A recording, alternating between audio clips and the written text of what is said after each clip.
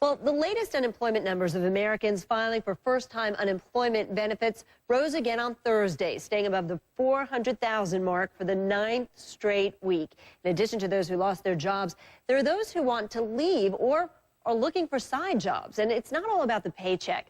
Valorie Burton is the author of Where Will You Go From Here, a new book being released later this month. And in today's Reclaim Your Career, we're looking at 5 ways to minimize the emotional toll of leaving or losing your job, which to some people, especially now, you would think people are holding on as tight as they can. But there comes a point where you know it's time to go.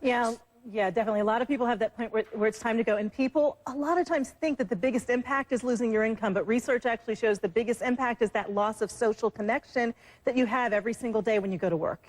And that's a big thing because obviously you're going, you know the people, you've got some sort of a friend system, a benefit, and then you have to start all over again. That's and right. It's different when you choose to leave or when you're forced to leave a little bit, no? That's right. There's that sense of loss that comes when you lose your job. But a lot of people choose to leave and don't necessarily realize what the impact is going to be. Whether you're choosing to leave because you're tired of that job, whether it's retirement, some people are telecommuting. There are a lot of different reasons that people choose to leave their jobs. Now, once you make the decision or the decision is made for you, it's important not to get stuck.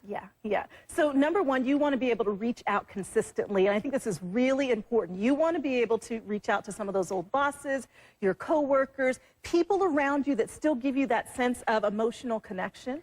All right. And another thing is that obviously you leave. There's kind of a sense of, I'm going to take a vacation. I'm going to just sort of relax, chill, catch up on my life.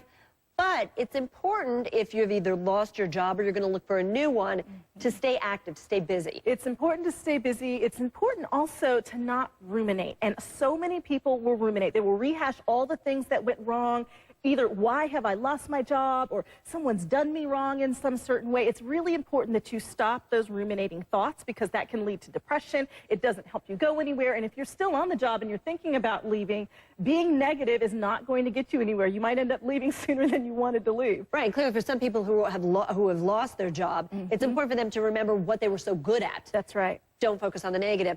Now, what about being social? Just keeping your network. How valuable is that? Keeping your network is essential. You want to find ways that you can get out and volunteer.